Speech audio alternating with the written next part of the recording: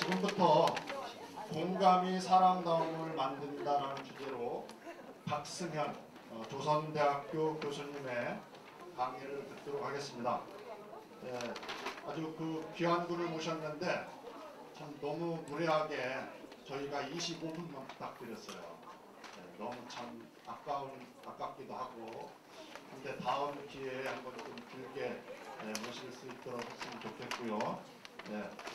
박승현 교수님은 중국 북경대학교 장자 전공 철학 박사로서 희망과 행복을 전하는 긍정적인 메시지를 전달해 주실 겁니다. 또 참고로 우리 박 교수님께서는 우리 지역 주민이셨더라고요. 지금은 이제 결혼하셔서 다른 데로 이사를 가셨지만 면목동 주민이셨던 그런 교수님이십니다. 우리 교수님 박수로 환영해 주시죠. 안녕하세요. 소개받은 박승현입니다. 고향에 와가지고는 함부로 얘기하면 안 되는 거죠. 그러니까 제가 제 기억은 제가 원래 태어나긴 대구시고요. 72년 5월 19일부터 여기 살았던 것 같아요. 면목동에 71년 5월 19일부터 초등학교 3학년부터 살았는데요. 서울유 건너편에 아직도 저희 부모님들이 지금 여기 계신데 저희 어머니도 여기서 오래 시장에서 장사도 하시고 그래서 올해 인연이 있는 곳입니다. 그래서 행복하고요. 그러니까 홍준철 회장님이 저보고 시간을 너무 짧게 해서 죄송하다고 그러는데 저는 오히려 감사하다는 말씀을 드립니다. 왜냐하면 이런 기회를 주셔서 제가 살짝 우리 처남도 여기서 의사를 해요. 치과의사 상봉역 앞에서. 그래서 제가 여기 끝나고 오래간만 올 시간이 없어서 스케일링을 못 받았었는데 가서 그거 하려고 그래서 꿈과 희망을 키우는 교육도시 중남 이런 좋은 자리에 와서 여러분들하고 이런 말씀을 나누는 건데, 우선 제가 오늘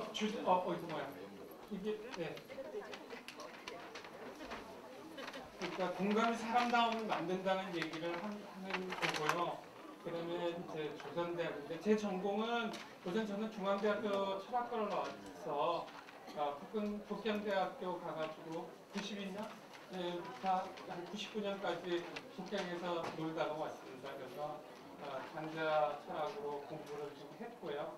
지금은 이제 철학 상담 이런 쪽으로 관심이 많습니다. 철학이 제가 여러분들 벌써 철학 얘기하면 학부모나 선생님도 비슷하실 텐데 동양 철학 그러면 사주팔자 얘기하시고 전보로 가고 이렇게 생각하실 텐데 동양 철학은 그것도 일부분도 있겠지만 철학이 그건 아니다라는 생각을 많이 합니다. 그래서 저도 대학교 1학년 이제 2학년 들어가서 철학과 들어갔더니 고대 철학 배우고 어쩌고 저쩌고 했는데 저도 솔직히 철학 그럼 다 어렵다고 생각을 해요. 박사 논문까지 쓰고 이랬는데 제가 저한테 늘상 얘기했던 게 그래서 어쩌라고 소크라테스 얘기하고 공자 얘기하고 저도 제 딸이 그러니까 대학교 시험 볼 때 윤리책을 보고 이렇게 얘기하는데 저는 되게 미안하다는 생각이 있어요. 왜냐하면 그렇게 해가지고 철학이 되냐? 야, 율곡이 인물성 동일론이다, 어쩌고 저쩌고, 대개가 기발이 이승기를 추상했다.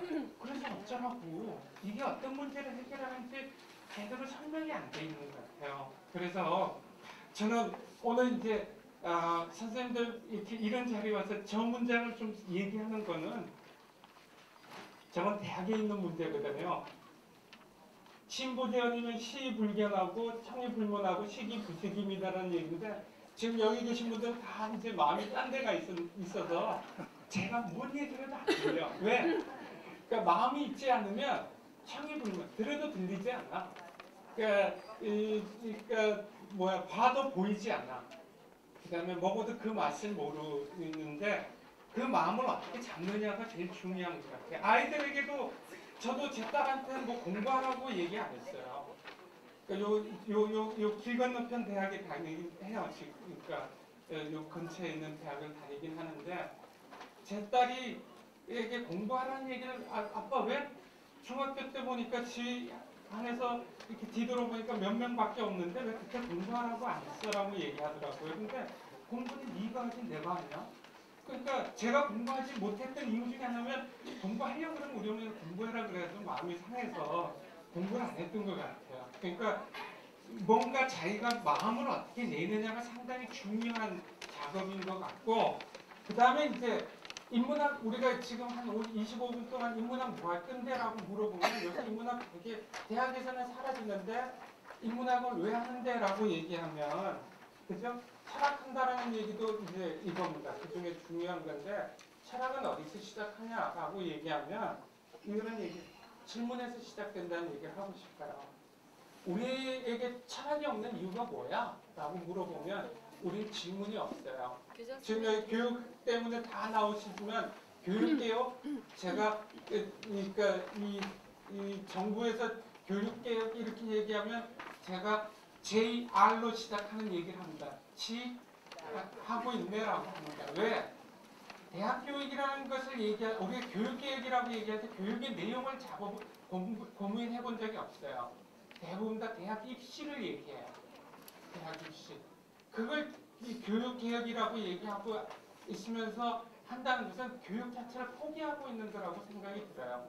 그래서 저희들 한 2년 전에 저희 동료들하고 그러니까 교육독립선언이라는 책을 만들어서 이렇게 했는데 뭘 하냐면 그때 주장이 뭐냐면 교육부는 그러니까 제일 중요한 거는 우리나라 교육의 발전을 위해서는 교육부가 사라져야 된다. 그러니까 왜 교육부가 교육을 좌지우지하려고 그러냐. 과거에 저는 요새 이런 생각을 해요. 그러니까 과거에는 이념이 사람을 지배했지만 이제는 사람이 이념을 지배하는 사회로 바뀌어져야 되는 이런 과정에 있어서 우리의 질문 내용이 달라져야 된다는 생각을 해요. 질문이 없으면 철학이 있을 수 없어요. 그러니까 아까 제가 우리 딸한테 미안하다는 얘기는 철학한다랍시고 해가지고 소크라테스가 얘기한 걸 외우고 있는 걸 가지고 철학한다라고 얘기하지 말라. 그거는 뭐냐면 남의 사고를 남의 사유의 결과물들을 외우는 거다. 그걸 철학하는 게 아니다. 왜 그러냐면 우리가 질문한다라고 얘기하는 것은 질문 우리의 삶의 방향성입니다. 교장 선생님이시죠? 죄송하지만 오늘 몇십째 살고 계세요? 예. 우리가 인생을 보면 36,500일 못 살아요. 여기 있는 모든 선생님들이나 저나 오늘 똑같은 경험을 하고 있어요. 오늘은 제 인생에서 제가 처음 맞이하는 오늘이에요. 그러니까 우리의 인생에서도 두 번 맞이할 수 없는 오늘이거든요. 오늘 살아봤었으면 제가 이렇게 긴장되지 않았을 거예요. 오늘 처음 눈 뜨는 이 과정이 우리 인생에서 모두 처음밖에 없는 시간이기 때문에 한 번 가면 우리가 좀 전에 지금 37분이지만 7분이 여러분의 인생에서나 제 인생에서도 까먹고 있는 거예요. 그죠? 그러니까 이 삶의 방향성에 대한 물음들을 하지 않을 수가 없는 거죠. 우리 삶에 있어서. 오늘 어떻게 살 건데? 이 삶에 대한 물음들이 있을 때만이 우리의 과정들이 있을 수 있어요. 근데 우리는 뭐야? 그냥 틀에 짜여져서 그냥 그렇게 사는 걸 훌륭하게 산다라고 얘기하잖아요. 남이 주어진 그 삶의 틀 속에서 자기를 어떻게 맞출까를 고민해봤지 내 스스로 삶을 어떻게 구성하고 만들어갈까 이런 과정들을 안 했다. 여기 부모님도 계시는데 애들한테 인생을 걸지 마라. 왜? 내 인생이 더 중요해. 제가 우리 딸을 데리고 미술관을 갔던 이유는 애를 혼자 둘 수 없어서 내가 데리고 가지 네가 이걸 보러 다니라고 그러지 않아요. 왜 지가 지도 보고 제가 중학교 갈 때 막 짜증을 냈어요. 음악회 다니고 뭐 이러던데 제가 요번 학기 그러니까 베니스 교환학생으로 경희대학교 영문과 다니는데 교환학생 뭐 시험 봐가지고 한 학기를 베니스가 있어요. 근데 이놈이 하는 짓이 뭐냐면 미술관 찾아다니고 음악회를 찾아다니고 있더라고요. 그래서 고맙다 그랬어요. 근데 그 외에 지가 필요로 하니까 갈 수 있는 건이지 부모로서의 역할은 애들한테 뭘 하라는 게 아니라 부모의 인생관을 얘기해 주는 거예요. 저는 우리 딸한테 이렇게 얘기했어요. 19살 때까지 그러니까 대학교 들어갈 때까지 엄마 아빠 인생관을 좀 존중해줘라. 그 다음부터는 네 인생이다. 그래서 또 하나는 그러니까 네 인생에서 마주하는 첫 번째 술은 아빠와 함께. 그래서 이제 끝나고 나서 수능 끝나고 나서 술 한잔 했어요. 그 다음 1월 1일 날 그러니까 민증 가고 술 먹고 오는 날 1시 반에 들어오시더라고요. 술이 이만큼 돼서 할 수 있는 부모로서 할 수 있는 일은 뭐다? 컨디션 사다 주고 다음날 콩나물국 끓여주는 거. 이거밖에 할 수 없죠. 왜? 제가 그렇게 했었더랬었거든요. 그러니까 그거는 왜? 이제부터 자기가 구성해서 만들어가는 삶이니까 그 문제에 대해서 스스로 질문을 받게끔 만들어주는 게 더 중요하다고 생각이 들어요. 그러니까 철학이라는 것은 우리가 이 개인에게서는 자기 삶의 방향성에 대한 질문을 끊임없이 하지 않을 수 없다. 제가 마찬가지 아까 며칠째 사냐니까 어느 날 보니까 제가 2만 일을 넘었더라고요. 그러니까 우리가 그 하루하루에 있는 그 삶들이 결국 계속 물어갈 수 있죠. 그 다음에 사회로서는 우리가 질문이 없으면 사회 건전성이 확보할 수 없고 질문이 없는 곳에 부패가 발생하잖아요. 요새 지난번 정권 같은 경우는 국민이 질문을 못하게 만들었잖아요. 요새 국회의원들도 질문이 없는 것 같아요. 질문이 없으니까 머리가 깎고 앉아있지. 자, 이렇게 정치적 편향성이 아니라 일을 안 하세요. 밥 굶고 일을 안 하시는, 일 안 하고 밥 굶는 건 괜찮아. 근데 일들을 해야죠. 실상은 이제는 우리 사회가 바뀌어져 가지고 질문들을 해요. 근데 여기 국회의원 계시는지 모르겠지만 아니 국회의원 들어가면 또 바보들이 되시는지 모르겠어요. 토론도 없어져요. 우리 사회가 바뀌어져야 돼요. 어느 당이 아니고 질문을 하고 토론하는 어떤 과정들이 돼야 된다는 생각을 하는 겁니다. 그래서 왜 질문하고 살아야 돼? 라고 물어볼 수 있어요. 그게 제 생각에서는 딱 일회적인 삶이기 때문에 그래요. 두 번 산다 그러면 우리에게는 이렇게도 한번 살아보고 저렇게도 살아볼 수 있는 여유가 있어요. 그러니까 내 삶을 어떻게 좀 더 의미롭게 이끌 것인가에 대한 우리의 주어진 책무가 있죠. 그죠? 그러니까 우리가 뭐 열심히 살면 저희 어머니가 그러니까 한 1년 사이에 부모님 다 돌아가셨는데 땅을 묻고 나니까 다 땡이더라고요. 인생이라는 게. 그러니까 살아있을 때 우리가 주어진 시간과 공간 속에서 나의 책임을 어떻게 다하고 갈 것인가에 대한 이 물음을 끊임없이 하지 않을 수 없다. 그러니까 스스로라는 겁니다. 그래서 이 근원적 비근성이라는 게 또 있죠. 아까 말씀드린 거. 그러니까 우리는 태어나면 곧바로 그러니까 죽음을 생각하지 아니할 수 없는 거죠. 아침부터 이런 무거운 얘기해서 죄송합니다만은 사실이죠. 제가 죄를 지었다면 46번째인데 그러니까 이거죠. 근원적인 비극성이에요. 그 다음에 질문을 하고 사는 것과 안 하고 사는 것이 뭐냐면 시간의 주인과 시간의 노예라고 얘기할 수 있어요. 주어진 시간을 내가 내 주동적으로 움직이는 것과 시간에 이끌려가는 삶과는 분명한 차이가 있을 거라는 거죠.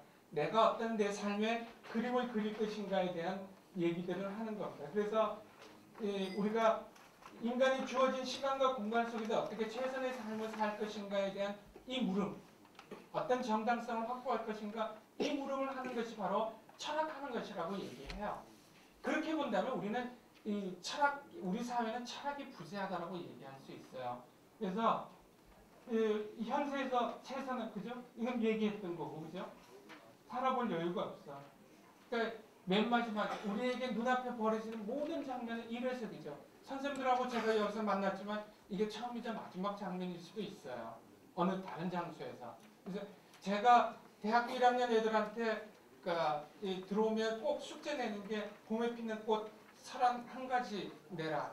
왜 31가지인데요? 내 생일이 3월 1일이자 3월 11일에서 그렇다라고 얘기하는데 왜 꽃을 찍어내라 그러냐면 올해 본 그 꽃은 2019년에 본 꽃은 2019년의 꽃이 2020년에 그 꽃은 그 꽃이 아니다. 가가 아니다. 그러니까 한 번밖에 못 보는 그 꽃에 대해서 소중함을 한번 생각해봐라. 그래서 너는 이 꽃에 어떤 의미로 카메라를 뒀니? 라고 그냥 사진 찍어서 내는 게 아니라 너는 왜 이 사물에 주목했니? 라는 걸 적어서 내라고 얘기를 합니다.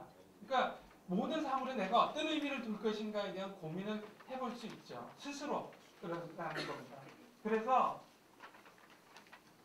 인문학이 하는 거 왜 하는데? 라고 얘기해 보면 저는 솔직히 요새 뭐 대학 사회에서 인문학 많이 하는 얘기는 잘못하면 사기일 수 있다. 왜? 인문학은 대중의 욕구를 반성하는 거다. 근데 대중의 욕구를 충족시키기 위해서 광고를 하고 나와서 뭔가 떠들고 있는 인문학자들은 사기일 가능성이 상당히 많다는 생각이. 네가 그렇게 떠들고 있는 네 삶을 어떻게 책임질 건데? 라고 물어보면 솔직히 그렇게 훌륭하게 답할 수 있는 사람들이 많지 않은 것 같아요. 우리가 살아가는 이 순간에는 어느 누구도 내 삶을 자신할 수가 없잖아요. 제가 보시기에 어제까지 제가 훌륭한 사람이었어요. 왜? 어제까지는. 근데 오늘은 제가 담보하지 못해요. 내 인생을. 그러니까 오늘도 겸손한 방식으로 이걸 가지 않을 수밖에 없는 거죠. 묻지 않을 수 없는 거다라는 겁니다. 그래서 제가 이 말하면 우리 동료들이 대화하는데 인문학 왜 하는데? 짐승 탈출이야. 짐승이 안 되려고 하는 노력이죠. 왜? 짐승과 인간의 차이가 뭐냐면 짐승은 생존이에요. 목적이. 근데 우리 지금 삶은 짐승같이 살잖아요. 생존을 위해서. 공부를 왜 하는데? 행복을 위해서. 그냥 물질적 그러니까 좋은 대학교 가서 뭐 할래? 돈 많이 벌려고요. 돈 많이 벌어서 뭐 하게? 행복해지려고. 이 행복은 결국 소비를 위한 전략만 갖고 있는 것 같아요. 인간이라는 것은 뭐냐면 생존을 넘어 공존을 고민하는 그 지점에 인간이라고 있을 수 있어요. 그래서 제가 논문에다가 더불어 사는 삶이라고 얘기했는데 어떤 사람이 당명을 그렇게 짓더라고요. 그러니까 어느 편드는 게 아니라 그러니까 더불어 사는 이 삶이 상당히 인간다움을 지향하는 출발점이 되는 거예요. 나만 살고자 하는 것은 생물학적인 욕구만을 얘기하는 거죠. 그러니까 그래서 이게 인간다움의 출발점인데 그러면 인간다움이라는 것은 그 공존을 위해서 그 출발점을 어디서 가져갈 건데? 라고 물어보면 스스로 부끄러움을 아는 마음을 갖는 겁니다. 그러니까 부끄러워할 줄을 모른다. 다시 말해서 자기 행위를 성찰해 볼 수 있는, 돌아볼 수 있는 기능이 마비됐어요. 우리가 그러니까 교육이라고 얘기하지만 교육은 우리가 지적 쌓임을 얘기해요. 지적 축적을. 근데 이거는 밖으로 묻는 질문들이에요. 그러나 인간다움에 대한 물음들은 내 안으로 묻는 질문이에요. 질문의 방식이 달라. 근데 우리 교육에서 놓치고 있는 것은 안으로 있는 질문을 놓치고 있는 거죠. 근데 이 질문은 가정에서 놓치고 있는 거예요. 우리가 깨지고 있는 게 가족의 해체잖아요. 가정 내에서 이 아이들에게 가르쳐야 될 인성교육을 사회화시켜서 사회에서 성적만 좋으면 다 용서가 되는 것으로 만들어버린다.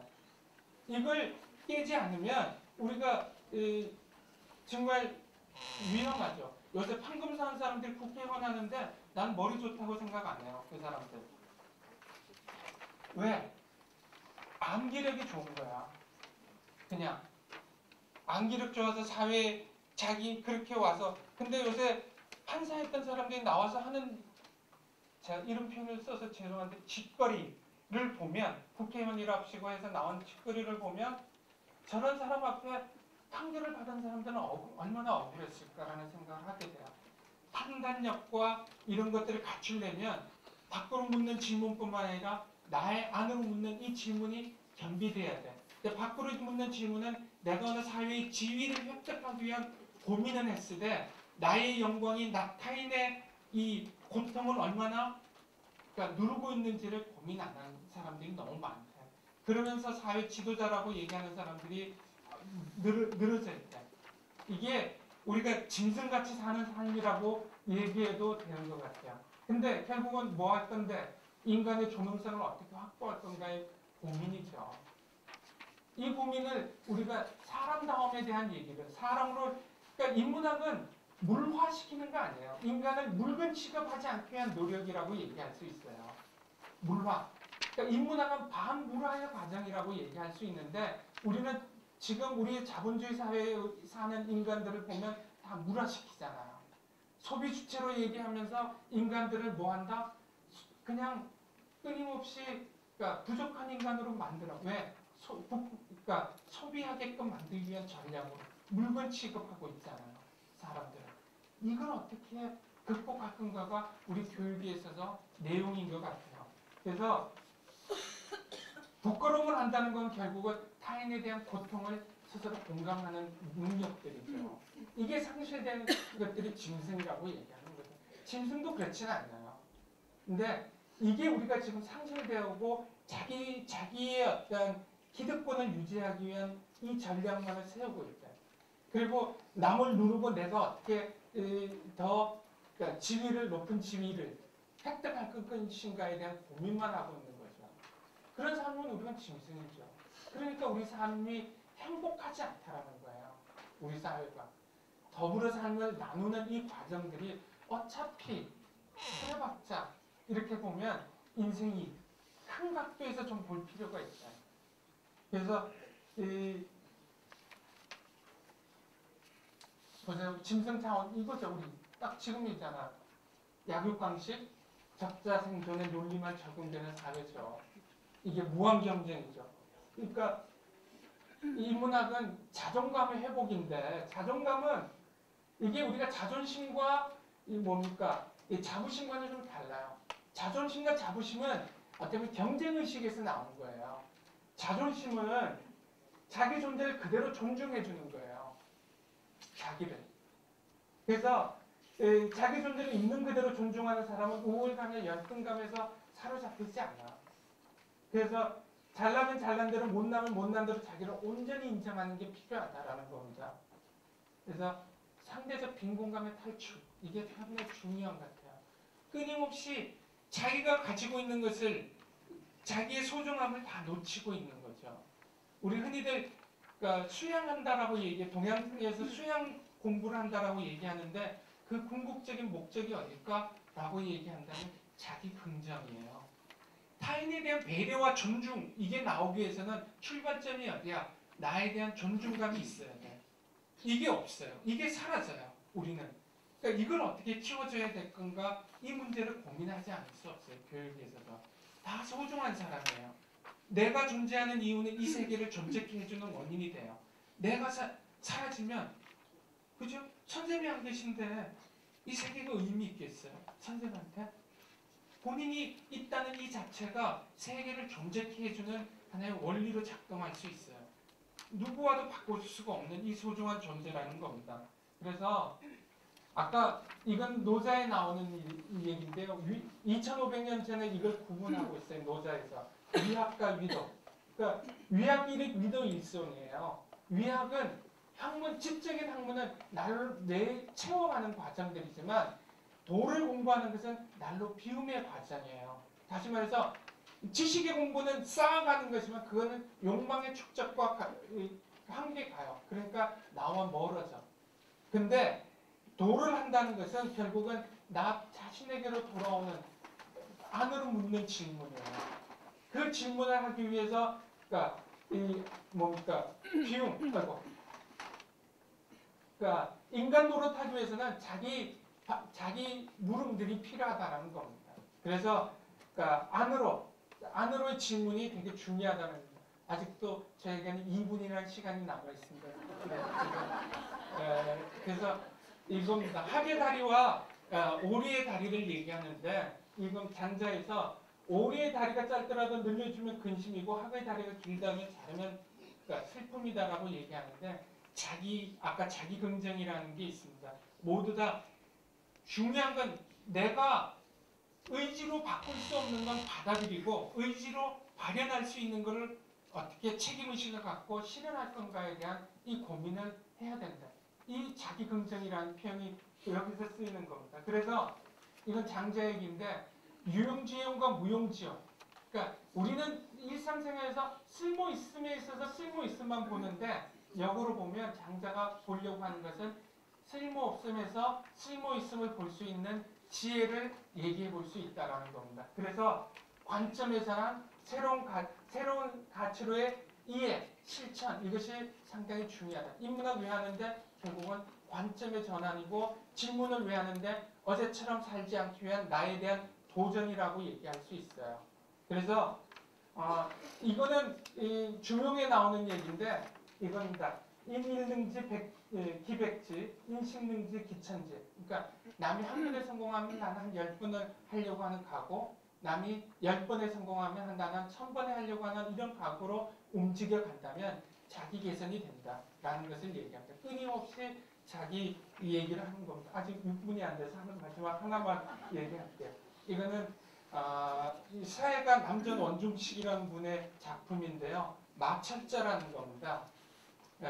이게 마철자. 그러니까 200이 어릴 때 공부하기 싫어서 쫄래쫄래 오다가 그러니까 공부하기 위해서 하산한다고 쭉 오다가 할머니가 이만한 이거보다 더 두꺼운 절구공이를 숫돌에 달고 있어요. 그러니까 철학은 뭐다? 질문. 그러니까 할머니 뭐 하세요? 이거 갈아서 바늘 만들려고 이렇게 얘기하는 걸 보고 다시 돌아와서 공부를 열심히 했다는 얘기를 해요. 그러니까 끊임없이 반복하는 이 과정 속에서 새로움을 추구할 수 있다 이런 겁니다. 그래서 제가 55분이니까 여기까지만 하겠습니다. 감사합니다.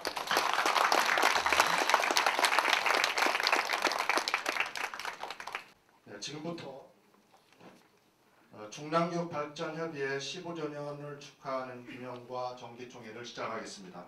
먼저 국회에 대한 경례가 있겠습니다. 모두 전면에 국회를 향해 주시기 바랍니다. 국회에 대하여 경례.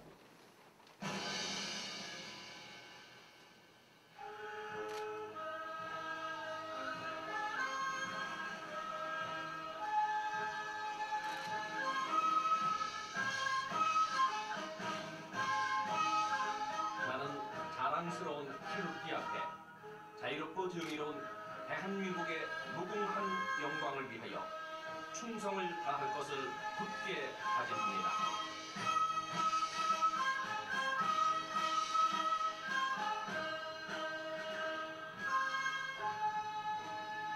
바로 애국가는 생략하도록 하겠습니다. 모두 자리에 앉아주시기 바랍니다.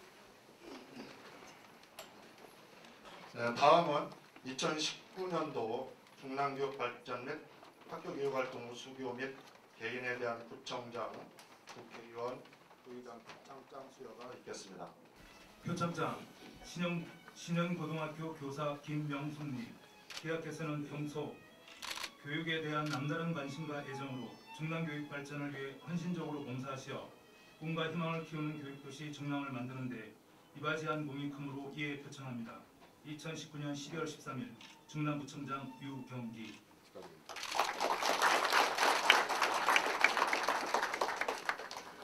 표창장 서울 원목초등학교 운영위원장 박은미님. 이하 내용은 같습니다.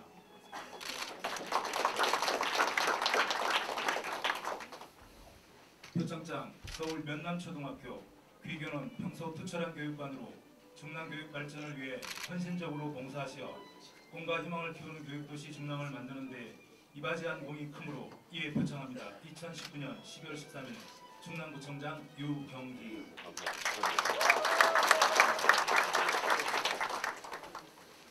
표창장 서울 신목초등학교. 이하 내용은 같습니다.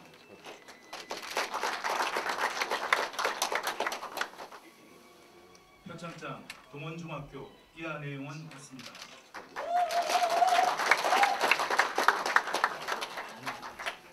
표창장 봉화중학교. 이하 내용은 같습니다.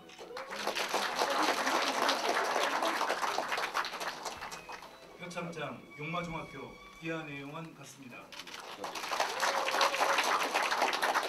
수상자께서는 기념 촬영을 위해 잠시 서 주시기 바랍니다. 축하해 주시기 바랍니다.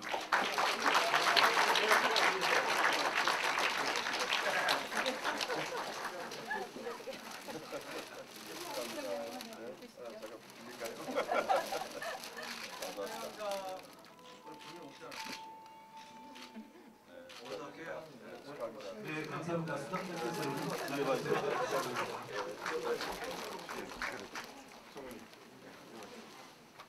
표창장 수여는 서영교 의원님을 대신해 중랑구 의회 조희정 의장님께서 해 주시겠습니다.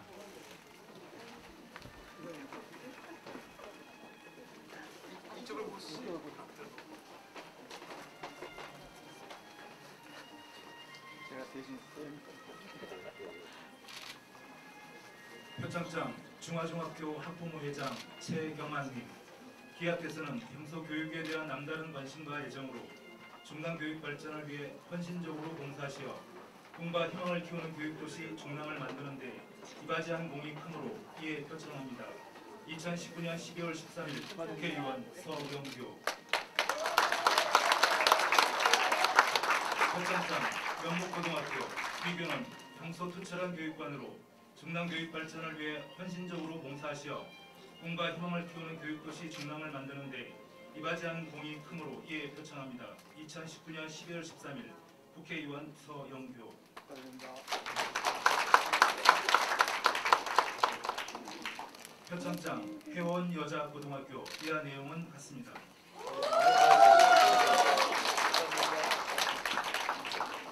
표창장 새로운 어린이집 이하 내용은 같습니다. 수상자께서는 기념 촬영을 위해 잠시 정리해 주시기 바랍니다. 네, 많은 박수로 축하해 주시기 바랍니다.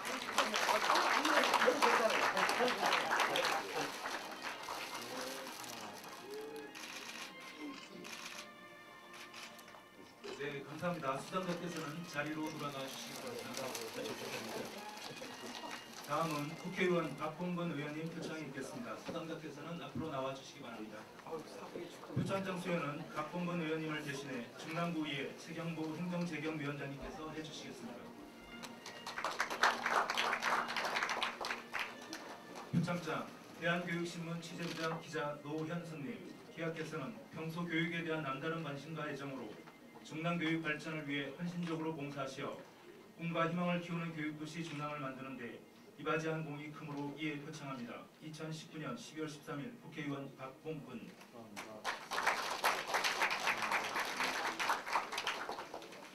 표창장 서울 목동초등학교 귀교는 평소 투철한 교육관으로 중랑교육 발전을 위해 헌신적으로 봉사하시어 꿈과 희망을 키우는 교육도시 중랑을 만드는 데 이바지한 공이 크므로 이에 표창합니다. 2019년 12월 13일 국회의원 박홍근.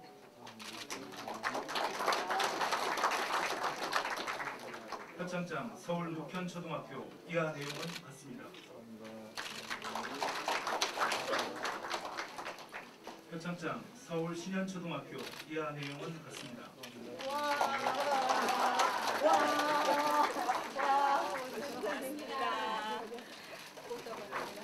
표창장 성공여자고등학교 이하 내용은 같습니다. 수상자께서는 기념 촬영을 위해 정리해 주시기 바랍니다.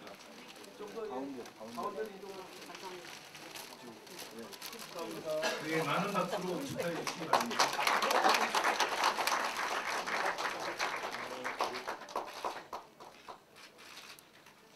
네, 감사합니다. 수상자께서는 자리로 돌아가 주시기 바랍니다. 다음은 중랑구의회 의장님 표창이 있겠습니다. 수상자께서는 앞으로 나와 주시기 바랍니다. 표창장 수여는 조희정 의장님께서 해 주시겠습니다. 아이고 저는 연관이다 제가. 표창장 서울 중랑초등학교 교장 정현주님, 귀하께서는 평소 중랑구 지역사회 발전을 위해 큰 노력을 기울여 왔으며 특히 다양한 교육사업 적극 추진으로 청소년 학력 신장과 중랑구 교육 발전에 기여한 공이 크므로 이에 표창합니다. 2019년 12월 13일 중랑구의회 의장 조희종. 아유 진짜 축하드립니다. 제가 받아야 되는 제가 준다는 표창장 중랑교육 발전협의회 총간사 박정훈님, 이하 내용은 같습니다. 수고하셨습니다.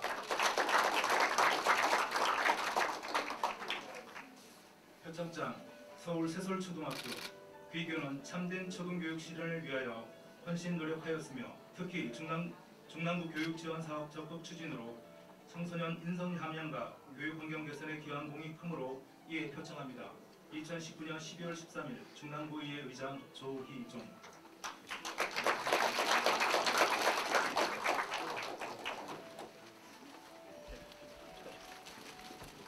축하의 큰 박수 부탁드리겠습니다.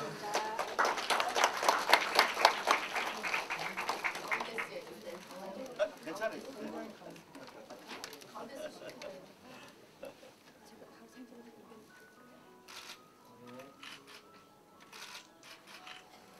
네, 감사합니다. 수강자께서는 자리로 돌아가 주시기 바랍니다.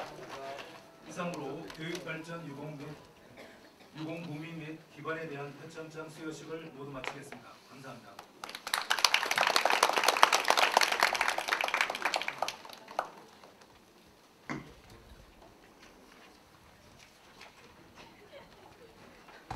네, 다음은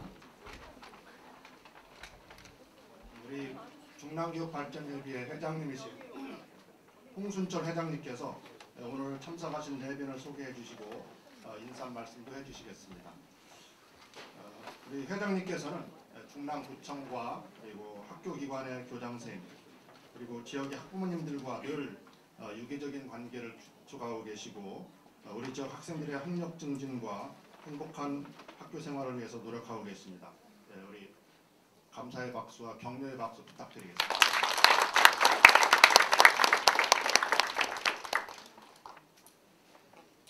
네, 중랑교육발전협의회 회장을 하는 홍순철입니다.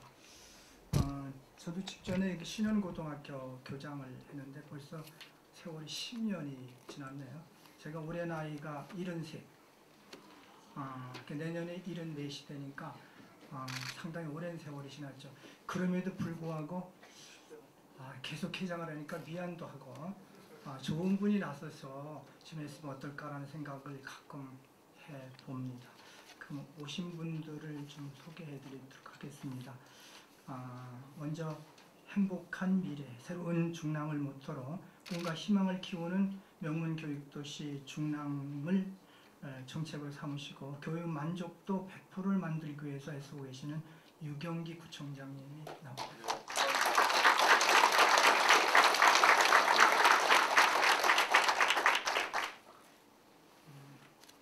이어서 주민과 소통하는 열린 중랑구의 중랑구 살림을 깊이 관찰하시고 열린 마음으로 희망의 교육을 위해 수고하시는 중랑구의 조희종 회장님께서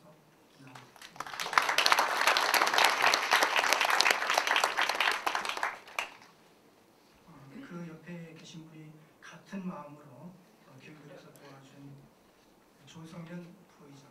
예.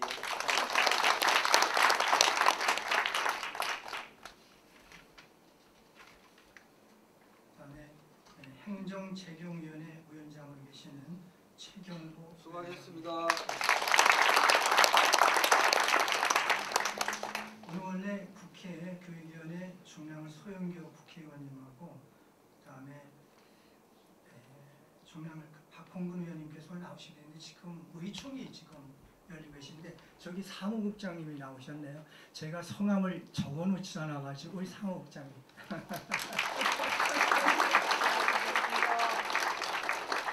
그 다음에 우리 이쪽에 사무국장님도 같이 여기 계시구나. 그 다음에 제 그 엠코 빌딩에서 바로 옆방에 진로 직업 지원센터의 이현배 센터장님. 아마 학교하고 많이 연관이 여러분이 오셨는데요. 제가 오늘 교장 선생님들이 많이 오셨기 때문에 소개를 드리는 거 예의일 것 같아서 그래서 소개를 드리도록 하겠습니다. 순위는 무순으로 그냥 드리겠습니다. 태릉고등학교 안재용 교장 선생님. 저희 안녕하십니까. 회원여고의 신호연 교장 선생님. 청주 관광고등학교 조이경 교장 선생님. 홍보여고의 유인세 교장 선생님. 이화미디어고등학교의 김은주 교장 선생님.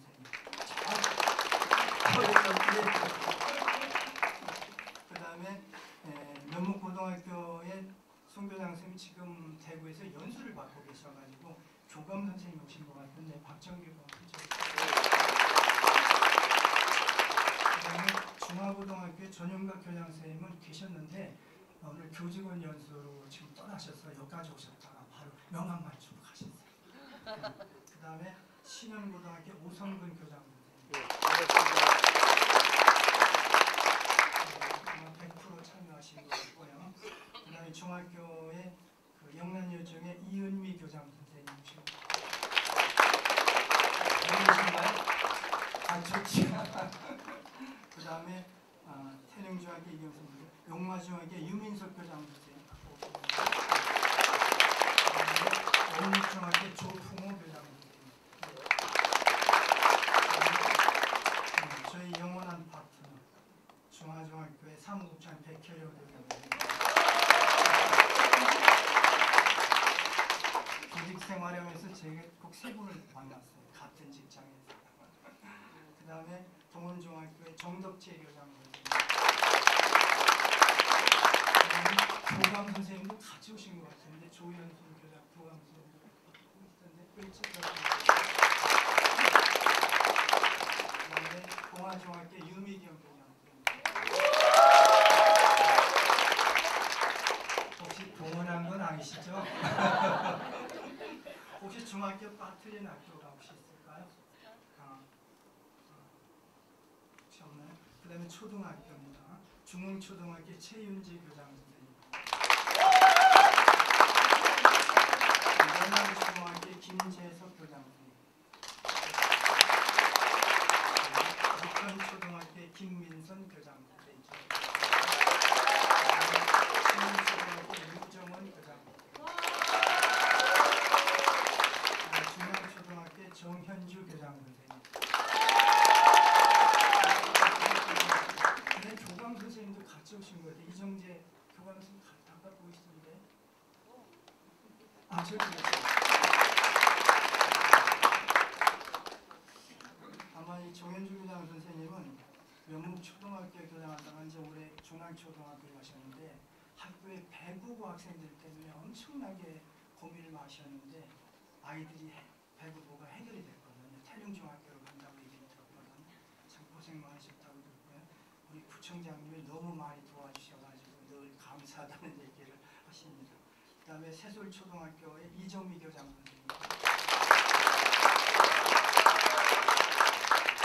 그다음에 연동초등학교는 학교행사 때문에 여기 잠깐 오셨다 가셨고요. 연목초등학교 이미경 교장 선생님. 연목초등학교 윤상묵 교장 선생님.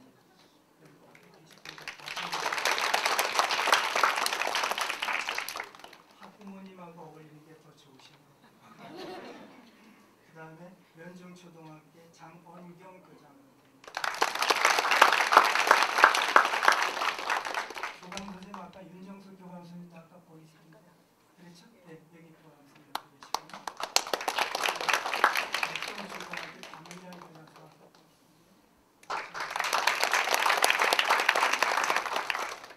혹시 제가 빠뜨리고 신현주 교감 선생님도 오셨는데. 아, 신현주 교감 선생님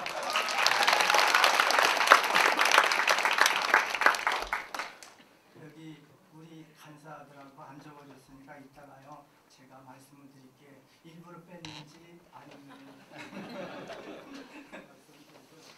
구청장님이 하루 행사가 또 있으신 것 같아서 제 인사말은 다른 거 얘기하고 한 해 동안 중앙교육 발전에 도와주셔서 감사하다는 말씀을 드리고요. 아마도 유초중 고등학교가 이렇게 함께 어울리는 단체가 없을 겁니다. 중교육 행사는 늘 교장 선생님이 또 함께 하시고요. 저희들 정관상에 나와 있는 학교 운영위원장님, 학부모 회장님, 그 다음에 학부모 모니터 단장님, 그외 지역 인사님들이 같이 하시고요. 공은 자문위원으로 시 구의원님들, 국회의원님들이 다 함께 하시기 때문에 교육에 관계되시는 분은 모두가 다 같이 하고 계시거든요. 그래서 아마도 교육단체로서는 각 지역 지자체에서 벤치마킹 하려고 몇 번을 찾아왔는데 아무리 조직을 하다도 안 된다는 겁니다. 근데 오로지 중랑구만이 유일하게 이렇게 되어 있는 거는 그래서 지금까지 15년 동안 도와주셔서 감사하다는 말씀을 드리고요. 지금 저희도 운영위원들은 있는데 맨 뒷장에다 저희들 운영위원 명단을 이렇게 수록을 해놨습니다. 정책자문위원을 그거를 좀 참고해 주시고요. 다른 말씀을 안 드리고요. 지금 대입 제도가 굉장히 많이 달라지고 있습니다. 그래서 일간 언론사에서도 굉장히 대한교육신문 박재규 사장님도 와 계신데 아까 보이시던데 그다음에 한경영의 홍중국 회장님 뭐 등등 와 계신데 소개를 못 드리는 거를 양해를 좀 해주시고요. 이 주요 대학 입시가 정시 수능 위주가 지금 40%로 확대하다 보니까 공부할 수밖에 없다. 저도 제 스스로가 놀라는 게 공부가 취미라고 하더라고요. 그러니까 사회성이 좀 없는 것 같아요. 그래서 쟤는 공부는 잘하는데 인간성의 문제, 인간성은 좋은데 쟤는 공부가 문제라고 이렇게 얘기를 많이 하는데 두 가지가 같이 어울리면 얼마나 좋겠습니까? 어저께 그 방정환 교육센터에 그 착공식이 있었는데 박홍근 의원님도 소홀함이 없이 공부를 잘한 아이나 못한 아이나 똑같이 고르게 대해서 같이 갔으면 좋겠다 그런 말씀을 많이 하시고 아마 구청장님도 이따 강조를 하시겠지만 방정환 교육센터도 아마 그런 의미로다가 설립돼서 추진되지 않겠는가 그렇게 생각이 됩니다. 저희들 중남교육발전협의회는 정말 열심히 일했습니다. 소위 그 고등학교 아이들 컨설팅도 저희들이 처음 시작을 많이 했고요. 그 다음에 창의적 체험활동이라고 해서 마무산, 봉화산, 그 다음에 중랑천 이런 지역을 돌면서 아이들한테 소위 비교과 영역의 창의적 체험활동을 할 수 있도록 많은 역할을 수행했다고 자부를 하고 있는 거죠. 그래서 그걸 전부 모아가지고 책자를 발행하다 보니까 마무산만 한 800페이지가 되더라고요. 그걸 발행해서 드렸는데 구청장님 혹시 받으셨나요? 안 드렸어요? 벌써 발행된 지가 꽤 됐는데 꼭 구청장님은 드리라고 했는데 우리가 자랑하고 싶어가지고 의장님께도 그래서 제가 말이 길어지면요 다른 분들이 얘기를 못해 오늘은 어떻게 2019년, 2020년 우리 교육을 초중고등학교 유치원까지 포함해서 어린이집까지 포함해서 어떻게 교육을 도와줄 수 있는지 교육적으로 얼마나 도와줄 수 있는지 그런 이야기를 듣는 축사, 덕담을 듣는 시간을 많이 드리는 게 좋을 것 같습니다. 하여튼 구의 의장님 비롯해서 위원장님 그 다음에 구청장님이 학교 교육을 해서 불철주야 노력을 많이 하고 계시다. 감사의 말씀을 드리고 잠깐만 일어나 주실래요? 죄송합니다. 우리 많이 도와주시는데 의장님도 일어나세요. 제가 오늘은 마이크를 잡고 있거든요. 함께 오늘 오신 분들한테 새해 복 많이 받으라고 서로 상견례경 아니면 새해 인사를 서로 주고받겠습니다. 서로 인사하십시다. 네.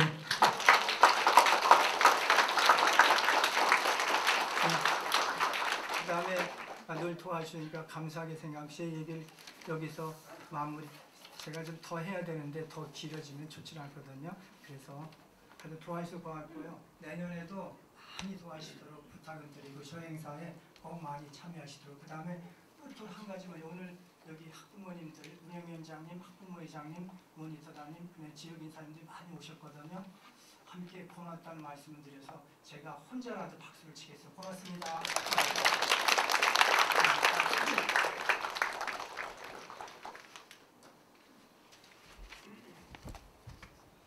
네, 이어서 강례의 말씀과 덕담의 시간을 갖도록 하겠습니다. 먼저 우리 계속 회장님께서 말씀해 주셨는데 정말 우리 중랑구 학생들이 꿈을 키워갈 수 있도록 불철주야 항상 고민하시고 늘 지원하시는 유경기 구청장님을 모시고 말씀을 듣도록 하겠습니다. 박수로 맞아주십니다. 네, 안녕하세요. 구청장 유경기입니다. 반갑습니다. 존경하는 홍순철 회장님, 제가 오늘에야 연세를 알았습니다. 쉬운 내신 줄 알았더니 오늘 74시라고 본인이 말씀하셔가지고 깜짝 놀랐습니다. 우리 중랑구 교육발전협의회를 잘 이끌어주고 계시는 지금까지 또 오랫동안 이렇게 교직에 계시면서 평생을 우리 교육을 위해서 애써주신 홍순철 회장님과 또 여기 함께하고 계시는 교장 선생님, 그리고 학부모님, 그리고 우리 지역을 이끌어가고 계시는 조희정 의장님, 조성인 부의장님, 또 최경보 행정자치위원장과 부의 의원님들 한 분들이 모든 분들이 그동안 한 해 우리 중남 교육 발전을 위해서 헌신해 주시고 봉사해 주시고 이끌어 주신 데 대해서 중남 구민과 함께 감사하다는 말씀 드리러 왔습니다. 참으로 감사합니다. 애쓰셨습니다. 제가 작년에 구청장으로 와서 지금 한 1년 반째 이제 접어들고 있습니다. 사실 뭐 다 누구나 하는 말입니다만 지나는 세월은 참 빠르고 다가오는 세월은 참 멀리 느껴지는 그런 느낌인데요. 이게 많은 그 분들이 우리 중랑구뿐만 아니라 어디나 그렇습니다만 특히 중랑구의 경우에 중랑 발전의 미래를 얘기할 때 가장 중요한 축이 두 가지를 얘기하시는데요. 교육과 경제입니다. 교육과 경제를 다 얘기하십니다. 그래서 이 부분을 이제 구청장으로서 어떻게 우리가 같이 힘을 모으고 이 부분에 대한 투자를 늘려가면서 실제로 발전시켜 나갈 것인가 하는 게 가장 큰 그 비전과 방향입니다. 사실 그런 말을 합니다. 살아가면서 이 방향과 속도 뭐 다 중요한데 우리가 효율적으로 일하고 그리고 바른 방향으로 가는 것이 우리 인생에 있어서나 우리 지역사회나 도시도 다 마찬가지입니다만은 그래도 어느 게 더 중요하냐 하면 많은 사람들이 그 방향을 얘기합니다.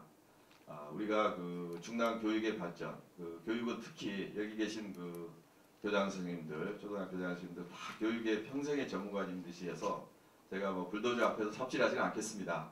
근데 이제 우리 교육을 얘기할 때 가장 많은 분들이 말씀하시는 게 긴 호흡으로 일을 해야 된다. 이게 짧은 호흡으로 가다 보면 계속 그 방향이 흔들릴 수가 있고 그러다 보면 도리어 안감만 못할 수도 있고 이런 얘기들 많이 하시기 때문에 중남교육 발전에 있어서도 우리가 가고자 하는 방향과 철학이 무엇인가 그거를 계속 고민하면서 일을 해야 된다고 생각이 됩니다. 그 중에 하나가 지금 말씀하신 그 홍수철 교장 선생님, 죄송합니다. 회장님 이제 교장 선생님 오래전에 하셨습니다만은 어제 그 방종환교육지원센터 우리가 착공식을 했는데요. 아마 여기 그 교장 선생님도 어제 뭐 추운 날씨에 참 많이 나와주셔서 감사드리고 학부모님도 감사드립니다. 그런 말씀 많이 하셨습니다. 우리 학생들이 지금 29,000명입니다. 초중고등학교만 해도 물론 유치원생 또 많이 또 계속 있고 어린이집도 많이 다니고 있지 않습니까? 근데 어느 그 학생들, 어느 어린이를 대상으로 우리가 교육을 논할 것인가 이런 얘기 많이 하는데 어제도 그렇고 지금도 마찬가지입니다만은 우리 어느 학생 하나, 어느 어린이 하나 빼고 갈 수 없다는 것입니다. 전부 같이 우리가 성장시켜야 되고 발전시켜야 되고 그래야 한 책무를 우리가 가지고 있기 때문에 그래서 교육에 대한 그 접근은 참 장기적이어야 되고 더 포괄적이어야 되고 더 전폭적이어야 되고 이런 그 책임감을 느끼게 됩니다. 사실 구청장으로 할 수 있는 일은 사실은 간단히 얘기하면 그냥 돈 내는 역할인 것 같아요. 제가 봐서는요. 우리 교육에 대해서 지금 초등학교, 초중고등학교 교장선생님이 많이 와 계시고 지금 우리 운영위원장님, 학부모위원장님 포함해서 학부모님들 다 많이 하고 계시는데요. 결국 그 어떤 일을 할 것인가, 어떻게 할 것인가는 우리 교육 전문가님들이 이미 뭐 다 그 방향을 알고 계시기 때문에 그 일을 실천시킬 수 있는 돈을 내는 것, 누가 돈을 낼 건가, 머니 토크입니다 한마디로. 그래서 그 부분에 대한 그 고민을 구청장이 해야 된다고 저는 생각을 하고요. 그래서 작년부터 저희가 이제 계속 교육에 대한 투자를 지금 늘리고 있는 겁니다. 저희가 이제 아시겠습니다만 이제 그 교육지원 경비 계속 늘리고 있습니다. 금년에 50억이었으면 내년에 이제 60억으로 지금 구에 보내놨고 의장님 뭐 통과시켜 줄 거죠 그거? 네?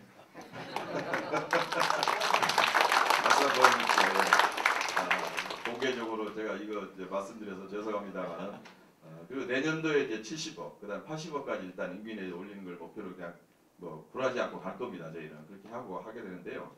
이렇게 되면 저희가 교육지원경비에 대해서는 25개구 중에 한 6위, 뭐 5위 뭐 이 정도 선으로 이제 추정이 됩니다. 저희가 이제 그 돈을 확보하는 방법을 저희들이 지금 말씀드리는 건데요. 이게 이제 우리 중랑구 재정을 가지고 할 수 있는 데는 대단히 한계가 있습니다. 우리가 지금 재정 자립도 18%거든요. 그러면 전체 25개 중에 21위 정도 이 정도에 지금 돼 있습니다. 그건 뭐 누구의 잘못이라기보다도 우리 중랑구 도시발전의 역사가 주거지 중심으로 이루어졌기 때문에 그렇습니다. 그건 뭐 부끄러워할 일이 아닙니다. 우리 특징이 그렇다는 것이죠. 그래서 우리가 이 여건에서 교육지원 경비를 대폭 늘리는 방법은 결국 투자 우선순위를 조정하는 겁니다. 그래서 교육에 대한 투자를 먼저 하고 그 다음에 나머지를 이렇게 배정해 나가는 그런 방식을 써야 된다는 겁니다. 그래서 이러한 그 방향으로 지금 지원 경비를 늘려나가고 있다는 말씀을 드리고요. 그리고 이제 우리가 그 지역 사회와 연계해서 같이 이렇게 교육 재원을 마련하는 방법도 뭘까? 그 일을 뭐를 할 수 있을까 해서 지금 어제 이제 강정화 교육지원센터를 착공을 한 겁니다.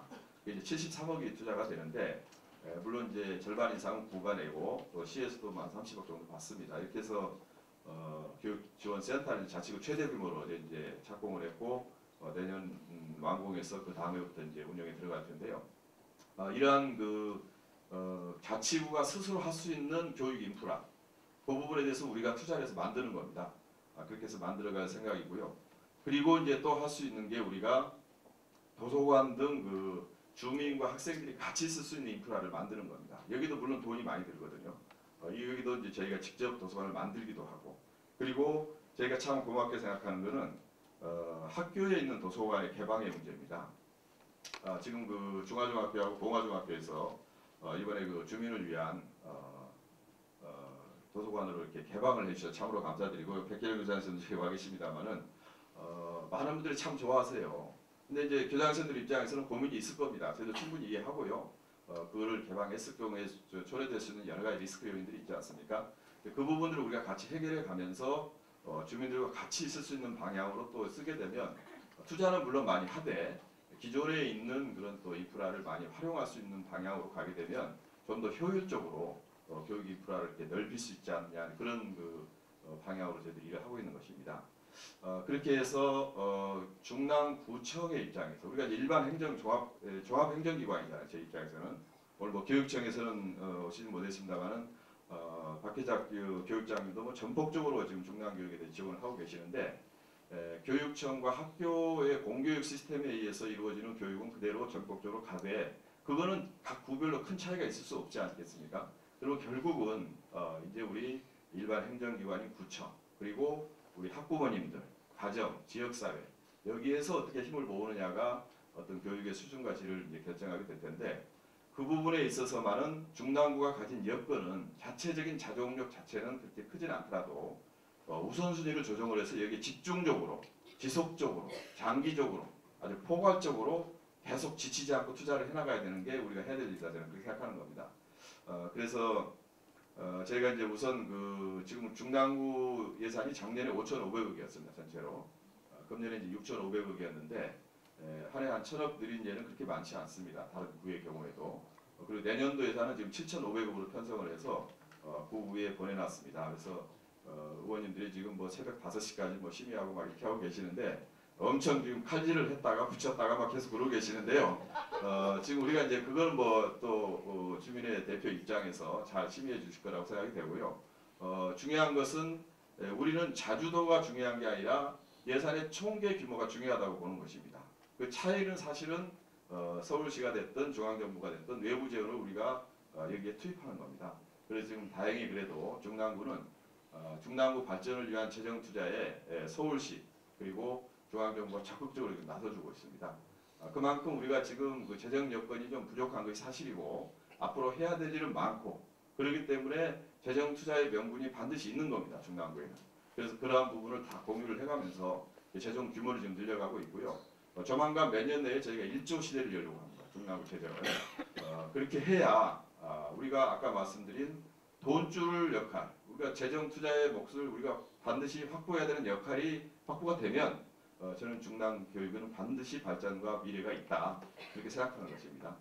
그래서 저희가 이제 많이 부족하지만 온 힘을 모아서 여기 학부모님들, 교장 선생님들 그리고 교육 전문가님들이 다 힘을 모아주고 계시기 때문에 그 중심축에 지금 여기 중랑교육발전협의회가 있는 것입니다. 중랑구가 아까 그 홍수철 회장님 말씀하신 대로 아주 다른 모든 구에 지금 롤 모델이 되고 있는 이런 그 협의회가 있기 때문에 여기 힘을 바탕으로 해서 재정을 확보하고 투자하고 그다음에 실천하고 이렇게 가게 되면 중남 교육의 비례는 반드시 밝게 밝아올 것이다. 저는 그런 확신을 가지고 지치지 않고 가겠습니다. 오늘 그 함께해 주신 모든 분 감사드리고요. 교육 발전에 같이 뛰십시다. 네, 고맙습니다.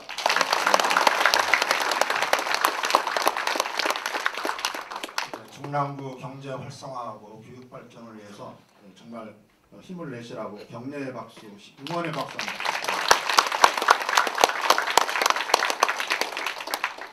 예, 세 분을 다 모셨으면 좋겠는데 다 하신 부총장님 시간.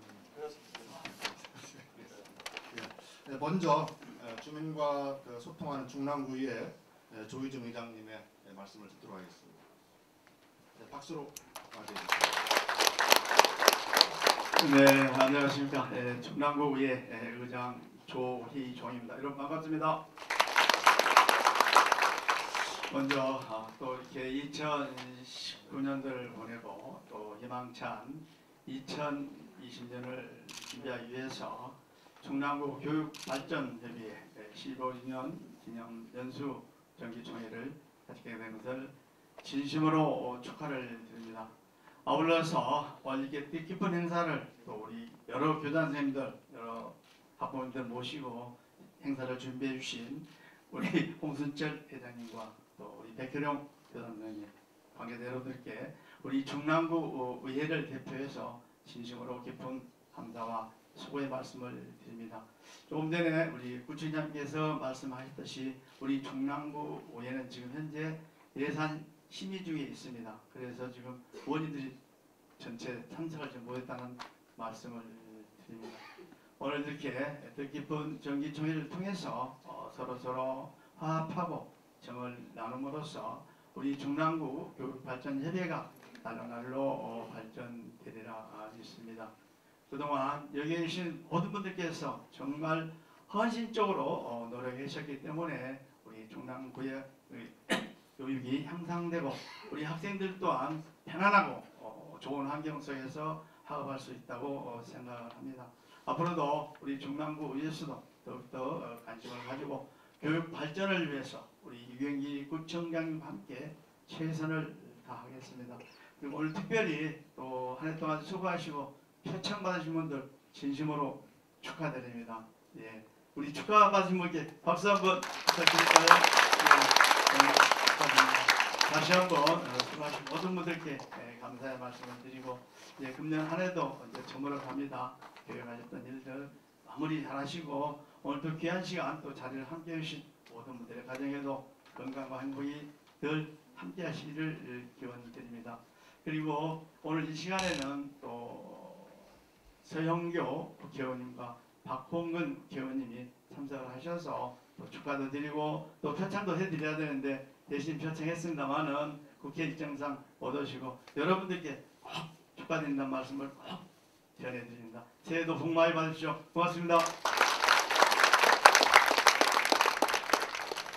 네, 제가 지금 계속 압력을 받고 있습니다.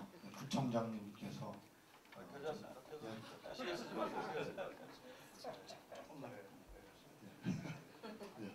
네, 다음은 우리 조성현 부의장님의 인사 말씀 듣도록 하겠습니다.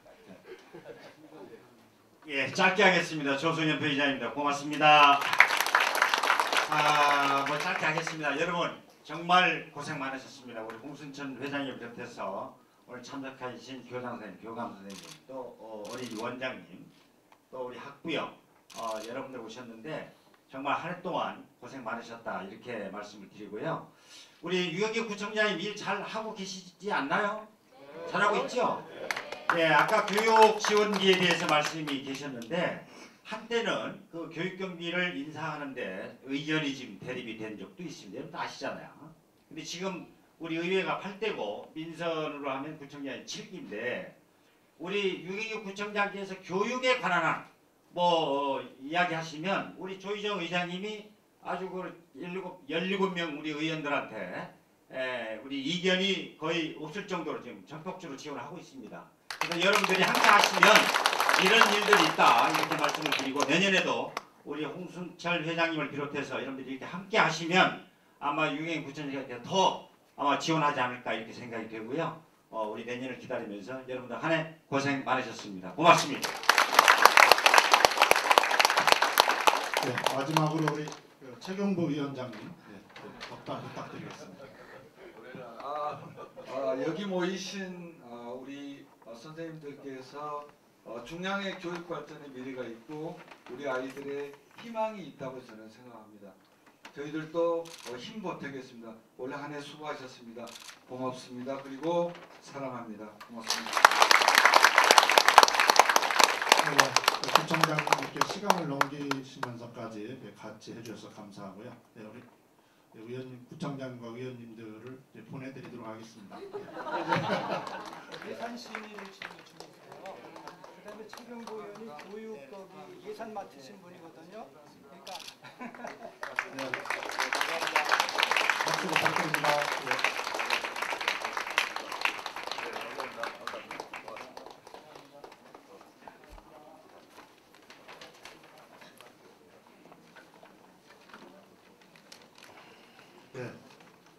이렇게